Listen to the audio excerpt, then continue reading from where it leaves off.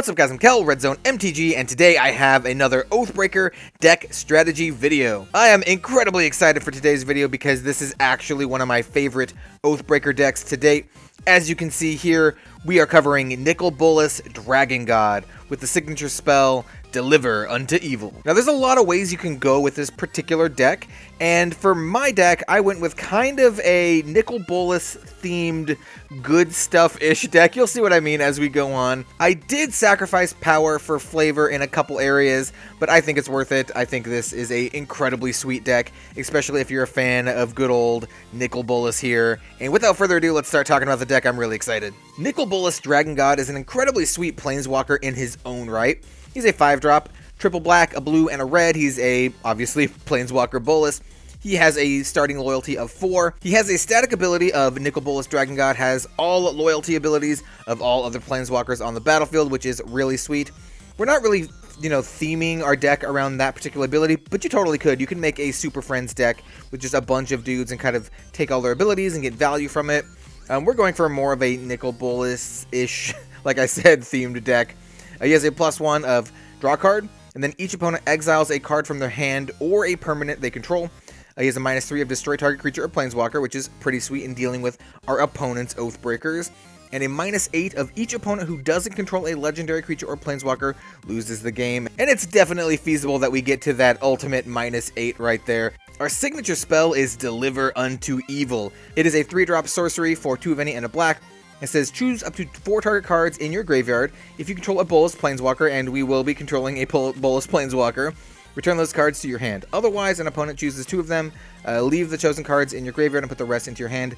Exile Deliver Unto Evil. The exile part doesn't matter. It will always go back into our command zone, and we will always control a Bolas Planeswalker when we cast this. So basically what it does is we get to choose 4 cards in our graveyard and return them all back to our hand, and keep that in mind as we talk about the deck. It lets us keep up the momentum, and we hardly ever run out of resources as long as we can cast Deliver Unto Evil. Alright, since we are basically playing a Grixis control mid-rangey style deck, we're running a bunch of removal, and this is our removal suite, starting with the most flavorful spell here, the Elder Spell.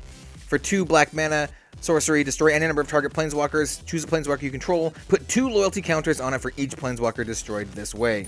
That lets us power up our Nicol Bolas for ultimate mode, but it also lets us get rid of enemy Oathbreakers, pretty much a auto-include in my opinion.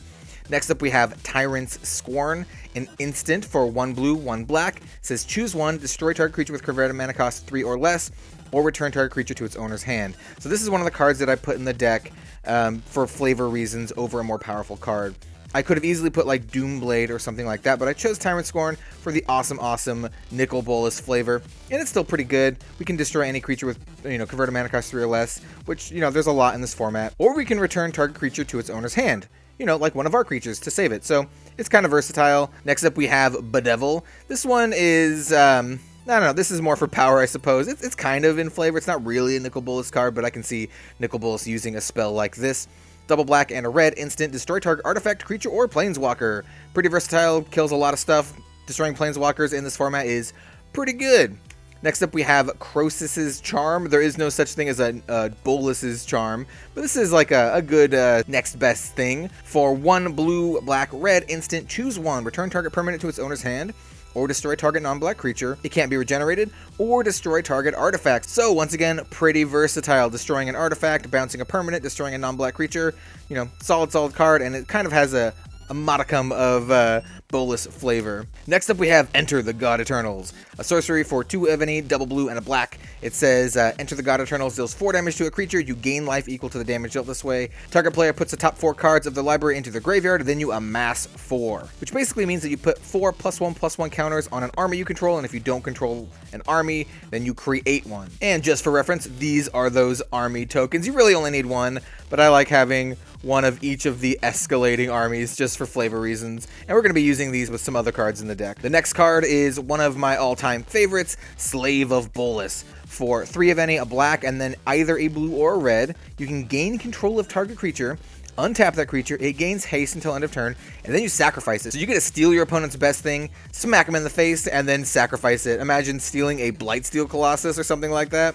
This card is super sweet, but I digress. The next card is the Eldest Reborn. Pure flavor on this card and some little bit of power. This is one of the enchantment sagas from Dominaria. For 4 of any and a black, the first mode is each opponent sacrifices a creature or planeswalker. Pretty good. Second mode is each opponent discards a card. And then the third mode is put target creature or planeswalker from a graveyard, so any graveyard, onto the battlefield under your control. I mean, easy slam dunk card for this deck. Nicol Bolas flavor. Pretty good power, just, you know, easy peck. Next up we have some board wipe spells, starting with Oblivion Stone. This is an artifact for 3 of any. You can pay 4 and tap it and put a fate counter on target permanent. You can pay 5 and tap it, sack it, and then destroy each non-land permanent without a fate counter on it, and then remove all fate counters from all permanents. And remember, we are running a Deliver Unto Evil as our signature spell, so we can get this back from our graveyard multiple times, which makes cards like Oblivion Stone pretty good. Next up we have Hour of Devastation, another really flavorful card for the deck, and also a pretty good one. Sorcery for 3 of any and double red. All creatures lose indestructible until end of turn. Hour of Devastation deals 5 damage to each creature and each non-Bolas planeswalker. So it kills everything except for our own Nicol Bolas. Pretty good. I mean, once again, slam dunk for this deck. Next up, we have some of our mana ramp. But we're not running too many mana ramp spells in the deck, but the ones that we're running, I think, are quite good. This is Chrome Mox, and I definitely think Nicol Bolas would use Moxen if he had him. So when this card enters the battlefield, you may imprint a non-land, non-artifact card from your hand onto this card, and then you can tap it and add 1 mana of any color of the imprinted card to your mana pool. And it costs 0, you know, it's a Mox. So yeah, it's really good, and the card disadvantage that this card gives us is kind of mitigated by Deliver Unto Evil, you know, letting us get cards back from our graveyard, so pretty solid. Next up we run Lotus Petal. Once again, we can get this card back from our graveyard with Deliver Unto Evil. Pretty good 0 cost mana ramp. As you can see, I like the 0 cost mana ramp for this deck. Next up I have Dark Ritual. For 1 black, instant, add triple black to your mana pool. This is a classic card, you know, an iconic black card. And triple black is actually really good for our deck. You know what costs triple black? You know, Nicol Bolas Dragon God. And once again, we can get this back from our graveyard with Deliver Unto Evil. And then finally, Commander Sphere. For 3 of any, you can tap it and add 1 mana of any color to your mana pool of your commander's identity. And you can sack it and draw a card. Once again, we can get it back from our graveyard with Deliver Unto Evil. Next up, I run a tiny little clone package, starting with Phantasmal Image, just a 2-drop clone that you have to sacrifice when it becomes the target of a spell or ability. Just fantastic card, really good early drop card, and you can just copy your opponent's best stuff, or some of our stuff, for only 2 mana. I run Clever Impersonator, can copy literally any non-land permanent on the battlefield. Just really solid, really flexible. Also, I run Mirage Mirror for some flavor reasons, but also because it is a fantastic card. For 3 of any, it's an artifact. For 2, it becomes a copy of target artifact, creature, enchantment, or land until end of turn. But it does not retain that ability, so you kind of have to pick wisely. You only get to pick 1 thing per turn, but still, very solid card. And then finally, kind of a clone card, but kind of not really, but I'm including it in this pile just because of what it does. We have Jace, Cunning Castaway, or colloquially known as Stupid Sexy Jace. He is a 3-drop for 1 of any, 2 blue. His +1 says whenever 1 or more creatures you control deal combat damage to a player this turn, draw a card and then discard a card. He also has 3 starting loyalty, by the way. He is a -2 of create a 2/2 blue illusion creature token with whenever this creature becomes the target of a spell, sacrifice it. Specifically a spell, so not a spell or ability, which is actually pretty good. And then he has a -5, and this is why we run him in the deck to begin with. Create 2 tokens that are copies of Jace Cunning Castaway, except they're not legendary. Why is that good? Well, with Nicol Bolas Dragon God's first static ability of being able to have all the loyalty abilities of all other planeswalkers on the battlefield, he has this ability.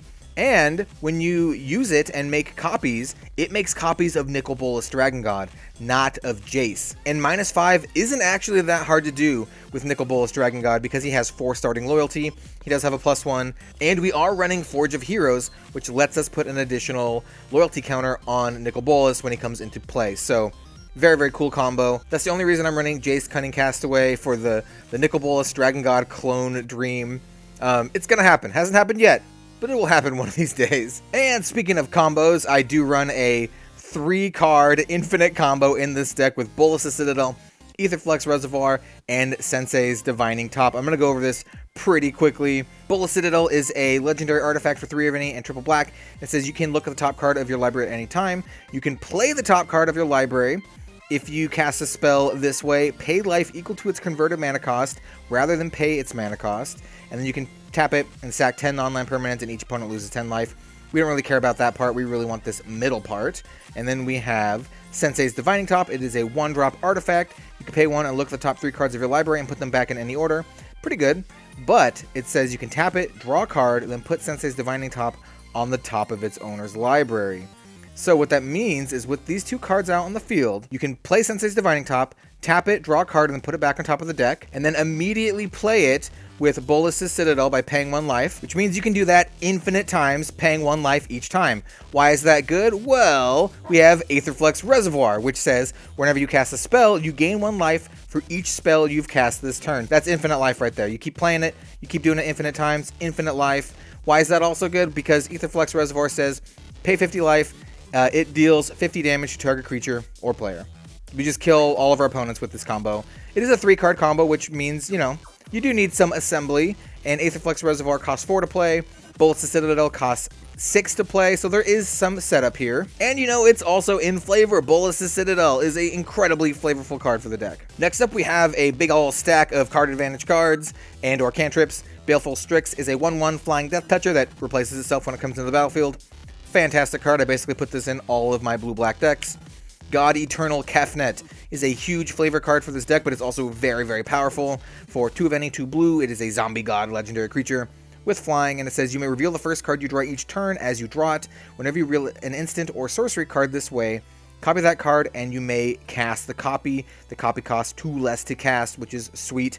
We don't have a lot of infinite combos with that in this deck, and by a lot, I mean we don't have any. But it's just a really, really good value card. And then he has that God ability where when he dies, he goes back into the library, 3rd from the top. Next up we have Faithless Looting, the bane of modern. This is a 1-drop sorcery. Draw 2 cards, discard 2 cards with flashback. Just a really, really solid card, and the discarding 2 isn't too bad because, you know, we are running Deliver Unto Evil as our signature spell. Next up we have Brainstorm, Ponder, and Serum Visions as I fumble the cards. These cards are fantastic draw spells and kind of auto-includes into blue decks in my opinions. And I do like this Phyrexian arted Serum Visions here. Next we have Deep Analysis with the Nicol Bolas art. Has to be the Nicol Bolas art. This is just a 4-drop sorcery that makes target player draw 2 cards. And it also has flashback of 1 of any blue and paying 3 life. Just a really, really solid card with, obviously, gotta get that Nicol Bolas art, man. And then finally, we have Commence the End Game. Once again, huge flavor card. Can't be countered. It costs 4 of any, double blue, draw 2 cards, and amass X, where X is the number of cards in your hand. So at the end of your opponent's turn, you can just draw some cards and make a big zombie dude. It plays a lot better than it looks, honestly. It doesn't look super great. But man, being able to draw a couple cards and then dump a 6/6 onto the battlefield at instant speed, you know, it's pretty good. Next up, we have a couple counter spells, starting with just straight up counter spell. We have Counter's Squall. This is a counter target non-creature spell. Its controller loses 2 life. You know, pretty solid. You know, Planeswalkers are non-creatures, so Counter Squall I think is actually really, really good in Oathbreaker. We have Supreme Will, Flavor Win, one of my favorite new-ish cards. I talk about this in a lot of my deck videos, just because it's so versatile. For 3 mana, you can either counter a spell or look at the top 4 cards of your library, pick one and put them into your hand, and the rest go in the bottom. I love this card a lot. And then finally, we have Lazotep Plating. It's not really a counter spell, but it's more of a protection spell. What it is an instant for 1 of any, a blue, it has a mass 1, so you get to create a zombie or, you know, buff up one of your armies. And then you and permanents you control gain hexproof until end of turn. The fact that it gives you hexproof in addition to all of your permanents, is incredibly sweet. I like this card a lot. A lot of people don't see it coming. And finally, we have some cards that I'm just going to lump in the category of like finisher. This is Vile Smasher the Fierce. This is one of the cards I put in the deck for power and not for flavor, but I like this card a lot, and I honestly wasn't using it in any of my current decks, and I just think it's cool. So it is a 2/3 for 1 of any, a black and a red, legendary creature, Goblin Berserker. It says whenever you cast your first spell each turn, so that's every turn, so you can cast, you know, Commence the End Game on your opponent's end step and still gets this ability. Vile Smasher the Fierce deals damage equal to that spell's converted mana cost to an opponent chosen at random, and then it has like the partner ability. We don't care about that. Just being able to nug a random opponent for like 6 damage or whatever damage is really sweet. I just really like this card, and I think it's a really cool way to win the game. Next up, we have another flavorful card with the Locust God. Locust God is a 6-drop, 4 of any, blue-red, legendary creature god with flying. Whenever you draw a card, create a 1/1 blue and red insect creature token with flying and haste, and you know what? We got a lot of these insect creature tokens here. It also says 2 of any, a blue and a red, draw a card, then discard a card, and then when it dies, return it to the owner's hand at the beginning of the next end step. And also, it is a 4/4. I don't have any combos with this card in this deck. I just think it is a really solid card and a pretty good finisher. Imagine just casting Brainstorm and getting 3 1/1 flying, you know, dudes. Pretty good, and since we're playing Oathbreaker and everyone only has 20 health, just getting a couple little flying hasters is actually pretty good. So yeah, I like the Locust God quite a bit. And then finally for our non-lands, we have Nicol Bolas, God Pharaoh. I did originally have a couple other Nicol Bolas cards in the deck as well, but I ended up cutting them for some more efficient stuff to make this deck a little bit more playable. Like I had the Nicol Bolas Planeswalker card, but in any case, I really like the God Pharaoh. He has 4 abilities, 7 loyalty for a total of 7 converted mana cost, 4 of any, and then a blue, black, red. His +2 makes target opponent exile cards from top of their library until he or she exiles a non-land card. Until end of turn, you may cast that card without paying its mana cost, which is really sweet. Another +1, each opponent exiles 2 cards from his or her hand. Pretty sweet. A -4 of Nicol Bolas God Pharaoh deals 7 damage to target opponent or a creature that opponent controls, so a pretty good finisher. Hitting them for 7 is really good when you only start out with 20 health. And then a -12 of exile each non-land permanent your opponents control. You know, pretty solid. I like this guy quite a bit. All of his abilities are really powerful. And then finally we have our mana base, and we're going to go over this pretty quickly. It is mostly just fixing, but Forge of Heroes, I already talked about it. I think this is a staple for Oathbreaker. You can tap it and add a colorless, or you can tap it and give target commander, and your Oathbreaker counts as a commander. Either a +1/+1 counter if it's a creature. Obviously it's not, or a loyalty counter if it's a planeswalker, which is really sweet. We are running Command Tower for pretty obvious reasons. Similarly, we are running Crumbling Necropolis. It is our on-color Grixis tap land, or whatever you want to call them. We have 2 of our on-color fetches. We're not running Scalding Tarn because it is like over $100, and I don't have an extra copy of it. I do have a couple of them, but they are being used currently. We have all 3 of our on-color shock lands. We also have our 2 on-color cycling lands from Amonkhet. Pretty sweet because they can be fetched up with fetches, and they are from Amonkhet, which is fairly flavorful. We have 2 of our on-color filter lands. I want to get the foil on this one because it looks cool, like the foily blood. Next up, we have all 3 of our on-color check lands. Then we have some kind of random ones with River of Tears. Creeping Tar Pit, you know, turns into a 3/2 unblockable, which is pretty good as it can get in focus. And then we have Morphic Pool. And obviously we have the flavorful Amonkhet and Hour of Devastation full arts. And there you guys have it. That is my Nicol Bolas Dragon God Oathbreaker deck with Deliver Unto Evil as my signature spell. This is becoming quickly one of my favorite decks to play. It is so much fun to play. Though it's also one of the more expensive Oathbreaker decks that I own, so I don't blame you if you can't just go out and build this deck. But you can definitely build something pretty similar if you can get your hands on a Nicol Bolas Dragon God, because it's a lot of cheap, flavorful cards like Gemma Becoming and a bunch of other ones that I didn't include in this deck. The very next Oathbreaker deck strategy video I do will either cover Gideon, Ally of Zendikar, or Narset, Parter of Veils.